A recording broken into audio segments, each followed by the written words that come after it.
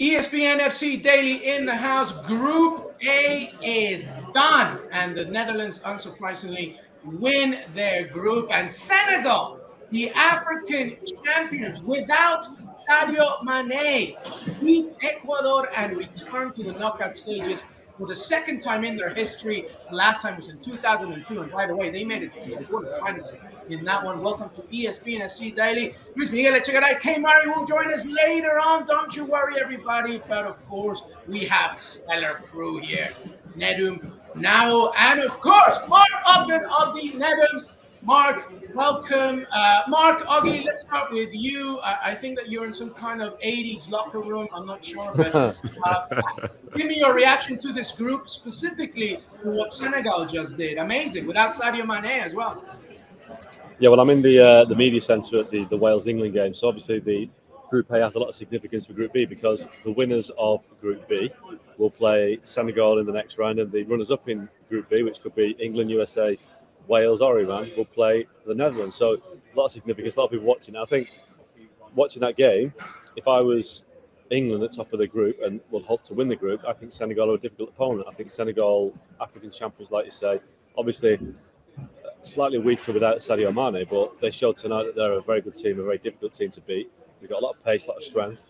And I think in many ways, I'd be more concerned about facing Senegal than the Netherlands in the next round. I think Senegal are much more of an attacking force than the Netherlands. So winning the group or coming second, I think it's debatable as to which were the advantages.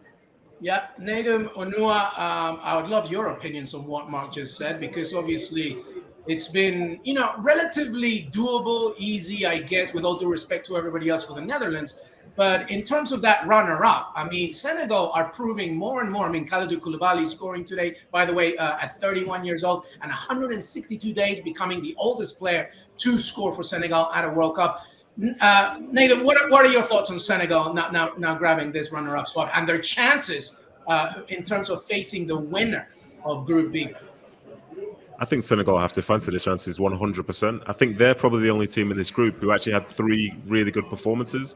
I think against the Netherlands, some will feel that they deserved more. They were a little bit unlucky, but they did the job against Qatar and did the job today against Ecuador. And I think they made Ecuador at times look really, really average and pedestrian. Whereas in the previous 2 games for Ecuador, you thought, well, they're a tough side, and maybe some were believing that they'd fancy the chances in terms of getting through, but Senegal just looked the better side. And I think going into the Group B games today, they'll have to take Senegal seriously, and for me, it's very, very impressive. But this is it. Senegal, they are the champions of Africa. They are the reigning AFCON champions, winning it for the first time, and with a manager who was playing the last time that Senegal made it out of the group stage in 2002. So there's somebody there who has a positive experience. The team's in a great moment.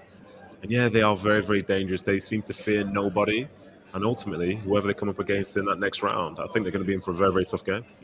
Absolutely. Let's stick to that point that you just mentioned, Nathan. Mark, Augie, no African, by the way, no World Cup has ever seen 3 African nations in the knockout stages. Senegal has made it.